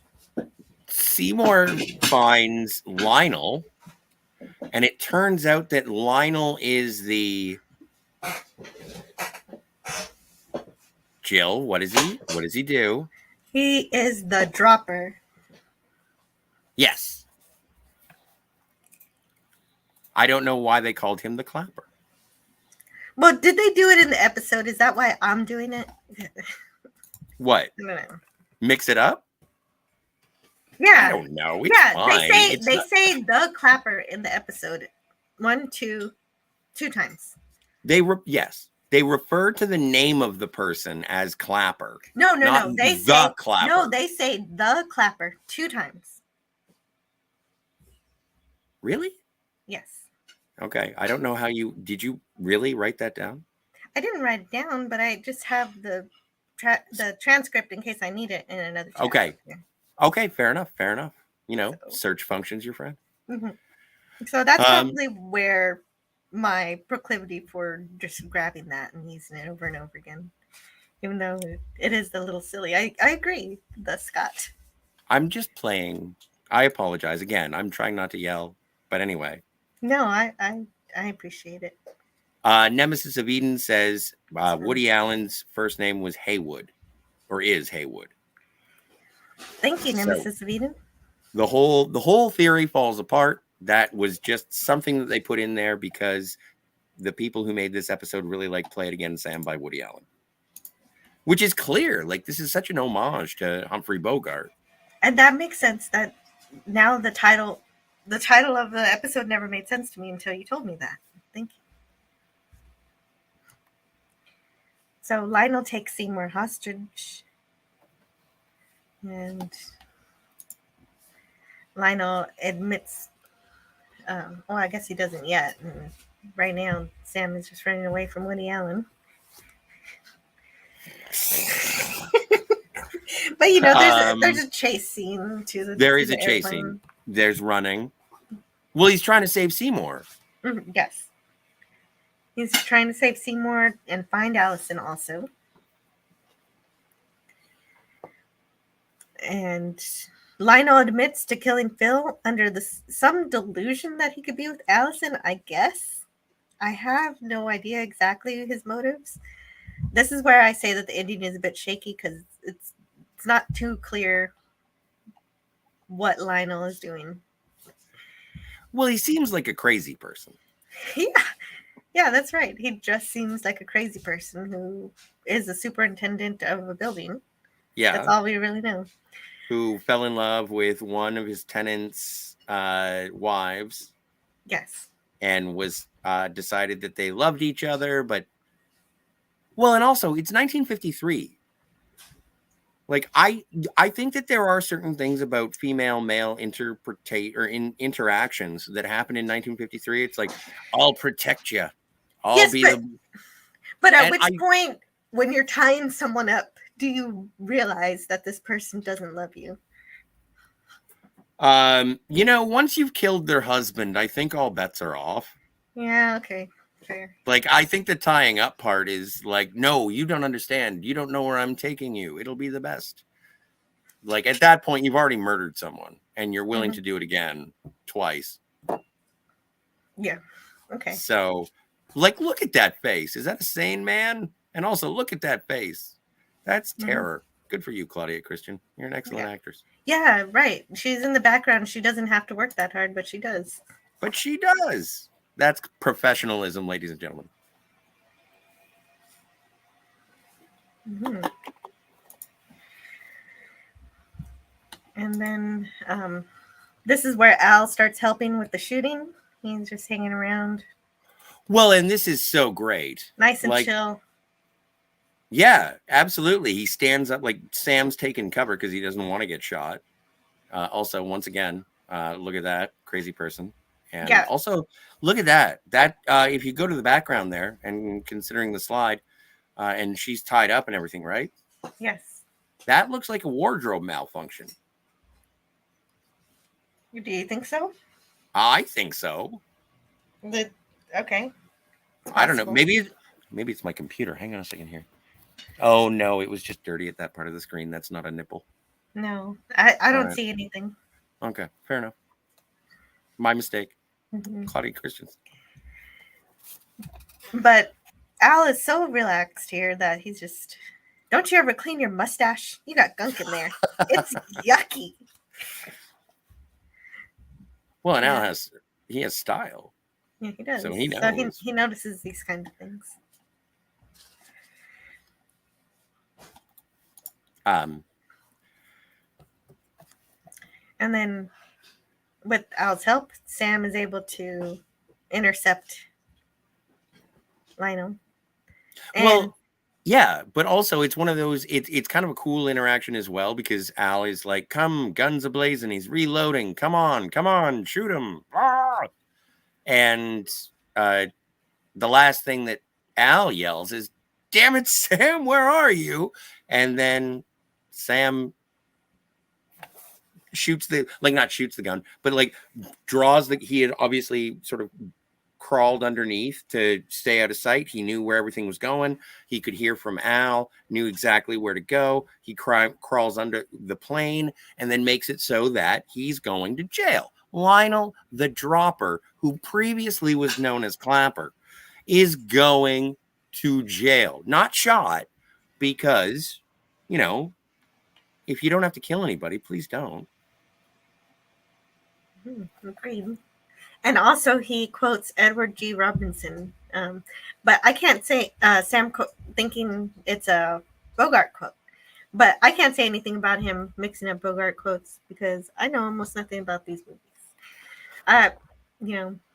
Well, he does misquote throughout the episode, which is what brings back to what I was saying at the beginning of the review is they get enough things wrong that they're kind of poking fun at themselves as well. And so when he says, no, that wasn't Bogey, that was Edward G. Robinson, I take Al's word for it. I don't know anything about Edward G. Robinson. Call me a heretic. Me neither, but you do know more than I do about these type of films. I just look good in a suit, that's all. You really do. Thanks. Lionel. So apparently Lionel loved Allison without her knowing it, but that makes sense because women can't be worried about all the men that love them. Well, it was an interesting turn of phrase as well. Allison says, "How did I turn him on without even knowing?"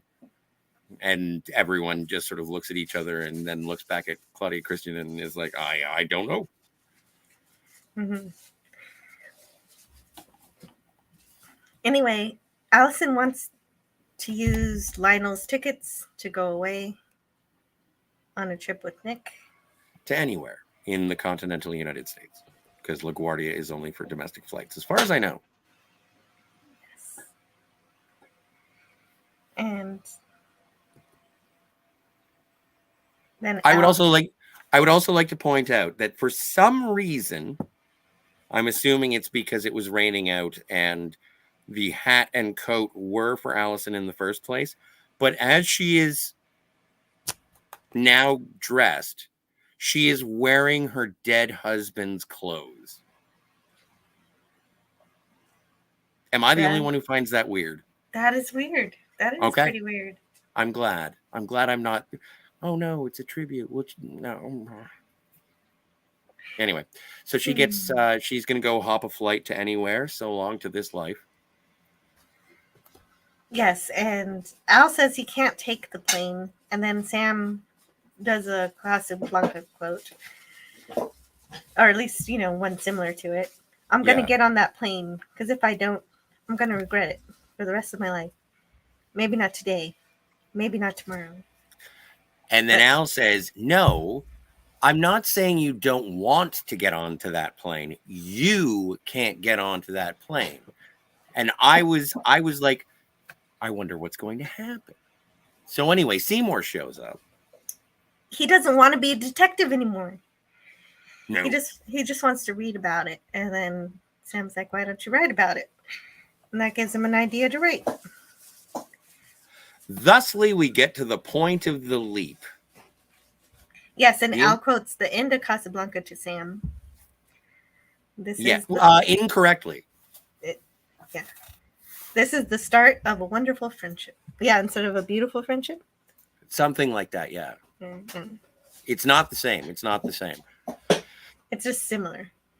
Yes. But so, also, quick question. So, the book from the future still exists that says who killed McCluskey and Alan. Well, at this point, it shouldn't say Alan anymore. Right. The book should. Well, maybe the. Well, no, the book... it's a paradox. It's a paradox. Okay, so the book. Well, it's not a paradox if they're different. They could not have come to the conclusion of what they were doing if they were successful. Thusly, they could not come to the conclusion. Right. So they need for that book to say that Alan was killed. Died, yeah. So in order for any of this to happen. And you know what? I think this is the first time that we've come to a full-on paradox. And but Quantum Leap isn't supposed to have multiple timelines, but this is fortunate at least one. There has to be a separate timeline where. Jill, can I tell you a secret? Yes. The season premiere of season 2, it really will blow your mind. Great. It's going to cover this, and it's going to be what? Wonderful. Yes, the time travel in the premiere of season 2 is. Because if there are multiple timelines, then every single episode is a separate timeline. Nope, you'll see it. You'll see it. Don't worry. Okay.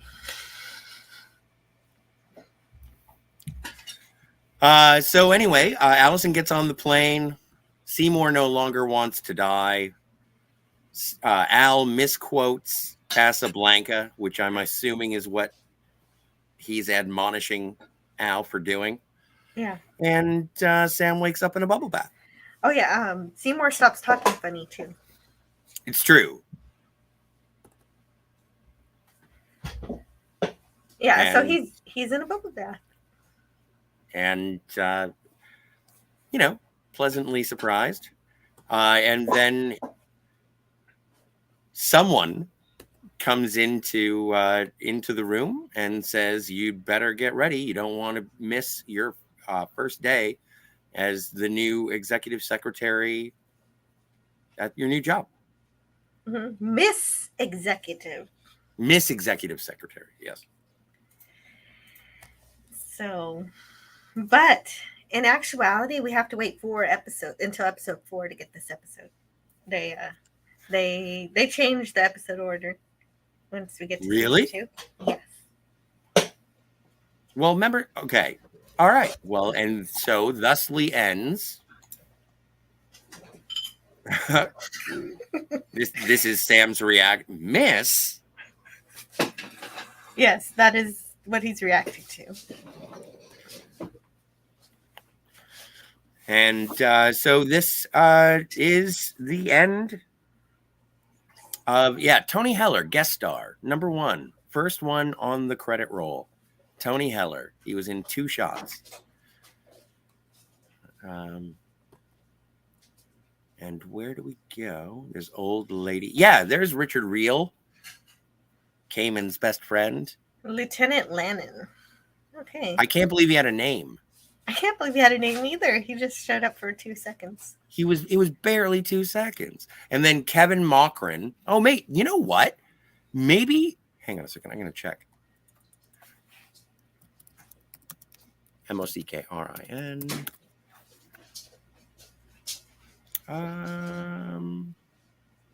Well, he was in Mission Impossible Ghost Protocol, apparently. Okay. But let me see what he's best known for. Not The Wonder Years, so not the kid I thought. All right. Anyway. Well, I thought this was a fun and entertaining mystery. And the romance puts it into soap opera territory. But even given that, it doesn't do it in a cheesy way. Since Allison is really beautiful and does a wonderful job bringing up the suspense of whether she could have had anything to do with Phil's death. Even though I was like Sam and didn't really think it was her. The episode does a good job of making you think everyone else is the killer except for Lionel. I don't know if that makes it a bad episode because I had a lot of fun watching it, even though, usually in a good mystery, you kind of get some kind of clue. Yeah. Well, and I guess the only clue that we really did get was the elevator. And as you said, in terms of passing the responsibility on to the elevator guy. Yes, that was the only thing I could see. If there was another one, I didn't get it. No. Chuck. His name was Chuck, the elevator operator. Thank you, Jill. You're welcome. He felt like he was taking Phil up and down just yesterday. It was yesterday. And then we never find out why Allison has been expecting Lionel to take the cab, but you told me that you don't think that she thought it was Lionel. It was I think that she just wasn't paying attention. That's it. She was being performatively sultry. And then she found out that it was for the wrong person. That's what I think. It's possible. I didn't consider that at all. So that does help the episode for me if that's the case. Okay. Well, and in answer to your question, PvP, no, we don't rate. We don't rate. No. That, you know what? And this is one of those things because it has been such a pleasure being able to do these shows with you, Jill. And you've taught me the value of the chat more than I've really done before. Usually I get enthralled in the conversation, but come on, we want to make sure that we pay attention to the people in the chat. And I've just realized that it's actually rather exclusionary to not rate it. Now, what I'm going to do is not rate it. You can rate it if you want. You don't have to. And if you are in the chat and you would like to rate the episode, please feel free. Although it is entertaining because I do know that Pleasant Valley Picker has not seen this episode. Thusly, why am I even talking? Because you want to bring in as much participation as is desired from the panel and the audience. So thank you for that. See, and PvP agrees with you. It is all about fun. Yeah, right. So it was fun. And, I just had a little bit of a logic issue with the cab scene. But other than that, it was a really great finale. I still love the pilot more than any other episode this season. No, this is my favorite episode of the season. I love the aesthetic of it. I love the Bradbury building is really fun to see just because of the Blade Runner trivia. Claudia Christian is amazing. Seeing Richard Reel for a second made me happy, and then Willie Garson playing Seymour. Really earnest performance. Sam and Al's friendship being built. Like this is one that it's just like, oh, okay, this is really, really cool. I like it. So I would say this one's probably my favorite. Maybe my other, if I don't want to do top 3, but I would say I like the one which is the cowboy one when he's the doctor saving the pig. That's How the Test Was Won. How the Test Was Won. I enjoyed. I enjoyed that entire episode except the end. You don't like. You're not a Buddy Holly fan. No, I didn't mind the Buddy Holly. I just didn't think she would. I don't know. Her choice at the end. I questioned it, but I guess it's fine. It's not my life. I guess I should just accept her decisions. Like you're just sad that she picked the meathead. Yeah. Yeah. Well, did you see the doctor? Well, yeah, I did. But what a Don Knotts. Who's Don Knotts? All right. Well, now you've opened up a bunch of worms. He played Barney Fife on Andy of Mayberry. Okay. And he also was Mr. Limpet or something. I don't know. He was Mr. Furley on Three's Company. I don't know. The writers of the show just have something against nerds, and I'm getting sick of it. Fair enough. But they did write Seymour really well, so I liked him. And overall, so imagine yourself in either 1989 or the last 9 weeks or 5 weeks. Would you continue to watch Quantum Leap into season 2? Not knowing the greatness that is to come. Is coming, yeah. Well, there are a few episodes that are frivolous, that are just like, here's a romance of the week that Sam is leaping into. But there are also serious episodes that show you that sometimes there's something real going on, like The Color of Truth. Mm-hmm. That shows you that this series is more than only soap opera drama. It's also social drama. Also, and it's a buddy comedy, science fiction romp. And I'd probably just keep watching it just because of Dean Stockwell, because he's just so much fun to watch. And Sam too. So they make a great team. Actors. Well, and their chemistry and friendship, I think, is really incredible. I think so too. Portrayed on screen, I don't know how they were off screen. I know that Dean Stockwell did show up in an episode of Enterprise. Oh, he did. That's great. Mm-hmm. So there was still a professional relationship, and no, it's great. It's one of LDG in the chat earlier, and I wanted to save this till the end. Said, wish they rebooted Quantum Leap 10 years ago, or even right after Enterprise being sort of taken off the air, if you will. And agreed. Like, there had always been a desire for these guys to come back in either a movie or a reboot series or something. Yes, and yes, agreed. It never came to fruition once they finally got funding or whatever, when people decided that they had a viable franchise or intellectual property on their hand. It was too late because Dean Stockwell passed away in 2020. Yes, and they had all the opportunity to do something. So much time. They didn't. Nothing. They did nothing. So, but luckily we still have these stories. Yeah, at least Ghostbusters had that video game, but this is nothing. But you're right. We have the episodes. We have what was created, at least. And it's I think I probably saw, like, an initial run, maybe 2 episodes of the first season, maybe 3. As I mentioned before, my mom really loved it. And so that's how I got into it, and she would watch it and I would be like, oh, cool. Because she was in for the soap opera and I was in for how is he this different guy every time? Yeah, right. Exactly. So the science fantasy aspect. Yeah. So, yeah. and I really enjoyed it. Anyway, LDG, thanks for being here, dude. Says, thank you. Hey, I got to go, guys. Great show. See you in the next one. We will be leaping again. And that is really great when you can watch some stuff with your parents. My parents didn't really watch any science fiction.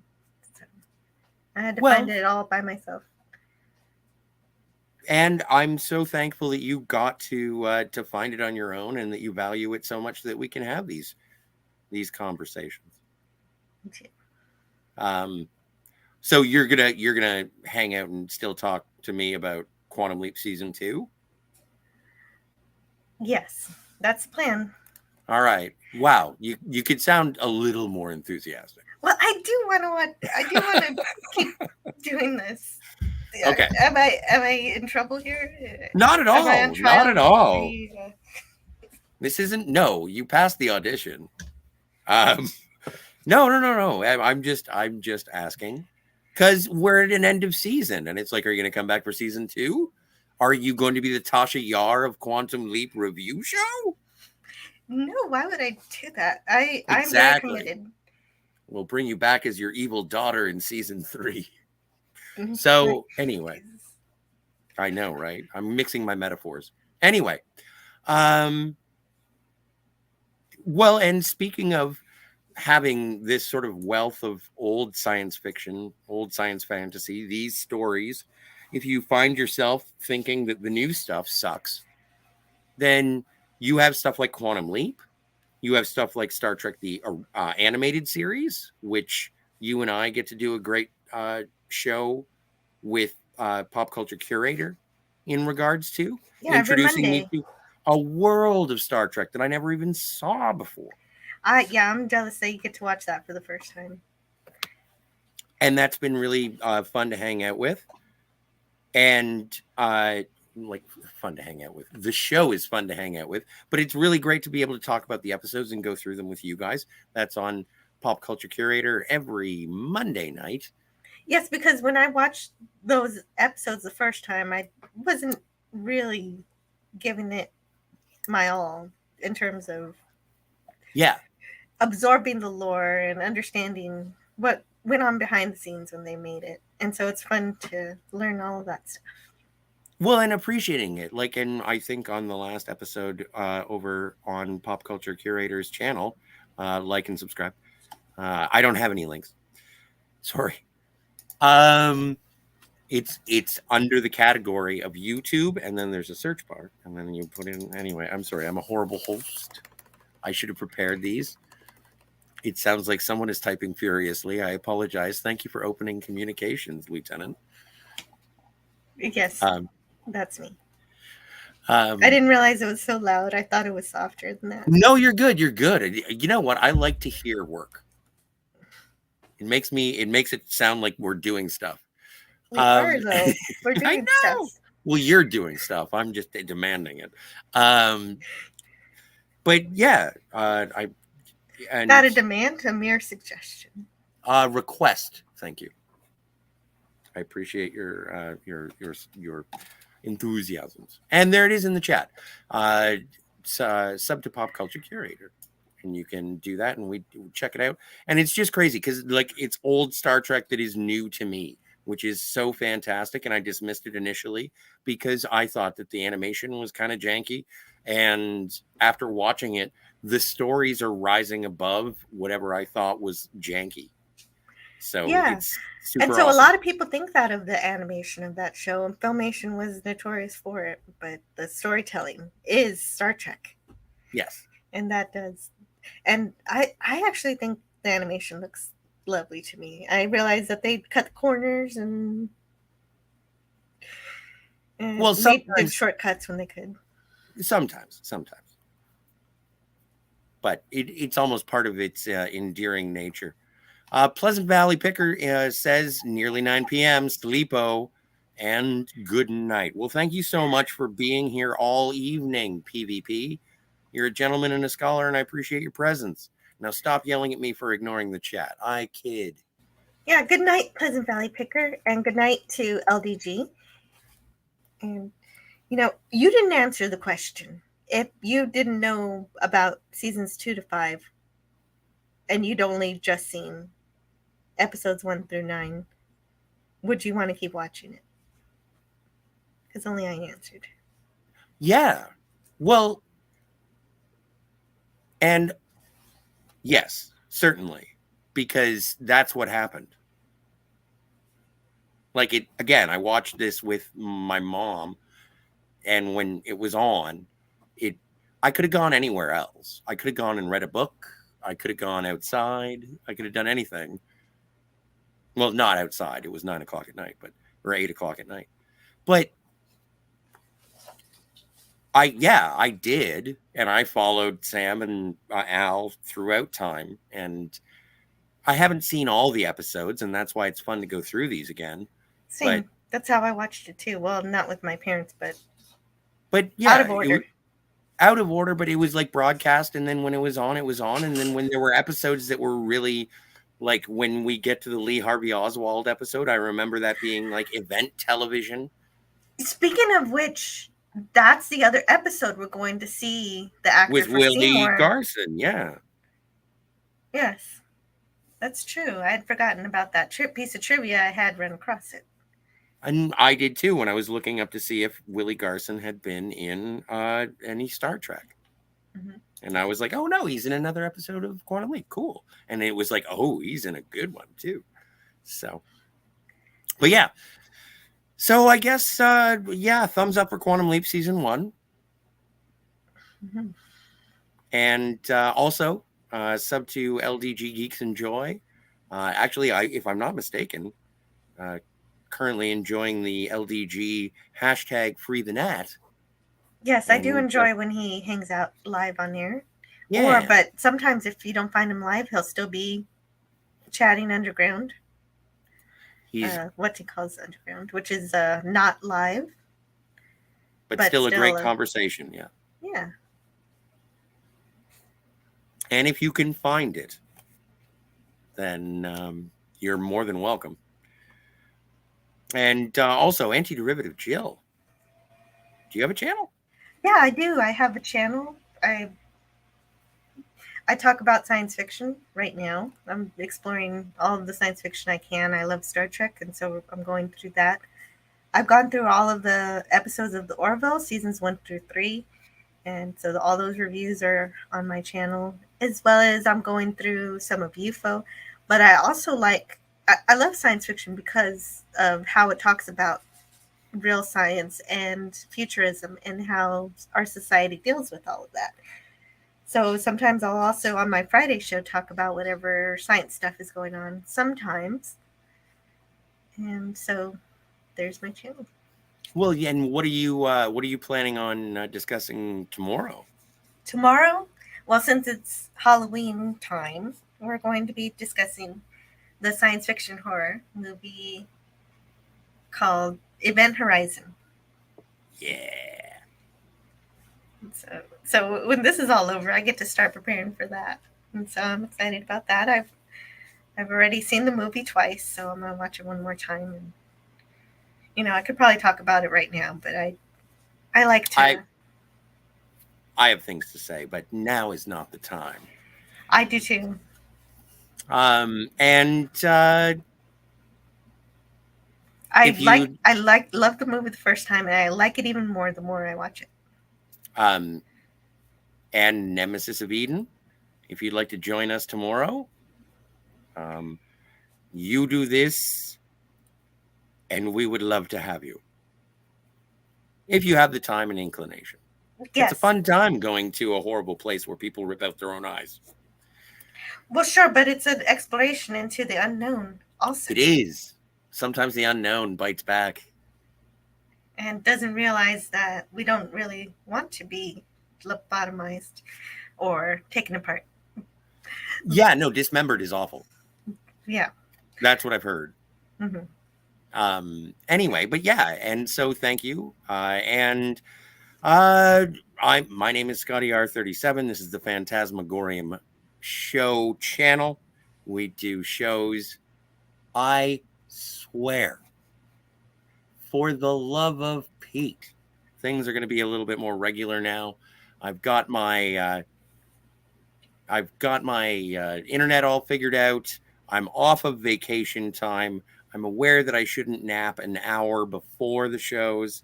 Next Wednesday, I believe we are doing a Quentin Tarantino double bill, because if you do 2 tries at Natural Born Killers, you don't get a third shot at it. So we're going to do a quickie on Natural Born Killers. There were 3 tries. This is the 4th. This is the 4th try. So they were like, no, we're not doing this again. This is my fault. I was missing. I am not anymore. So next week, we're going to be covering Natural Born Killers, and we are going to be discussing in depth Inglourious Bastards. Well, sure, but it was amazing at all that you were working on your vacation. So this is good that you're back home now and we can get things straightened out. And that's what I'm looking forward to. And I appreciate everybody who shows up to have these conversations, because honestly, Jill, we'd be having these conversations anyway. I'm just glad other people get to share. Me too. And Nemesis of Eden, it's actually in the daytime. It's not at night. I have the same review of Natural Born Killers as Nemesis of Eden. Dude, I saw Natural Born Killers for the first time last week. It's crazy. It's crazy. It's crazy. I think that sums it up. Well, and without getting into the review, the first time I wanted to see it, or the first time I had to review it, I watched it and I slept through the review that we were going to do.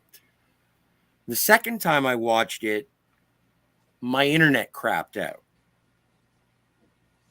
No, wait, did I sleep through 2? Yes.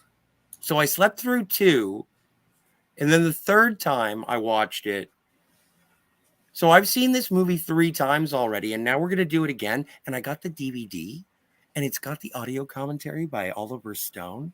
I think I'm going to have to watch it again. Wait, I think you only slept through 1. There was another reason. The reason why the first time you didn't review it was because you were going on vacation. So it was right on the day that you were heading out and getting things together and packing and everything. So that was the first time you didn't review it. The second time was...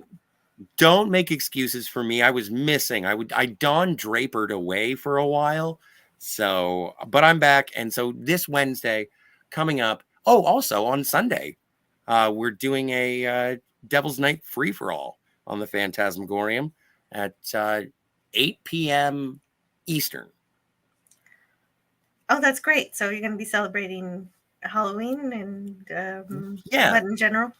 Are you it'll be a Halloween stream on a Sunday night a little early so people can enjoy, but not be bogged down by the responsibilities of Halloween. I still don't know what I'm doing for Halloween. Halloween's on Monday, so it won't interfere with that. Right. Devil's Night. Mm-hmm.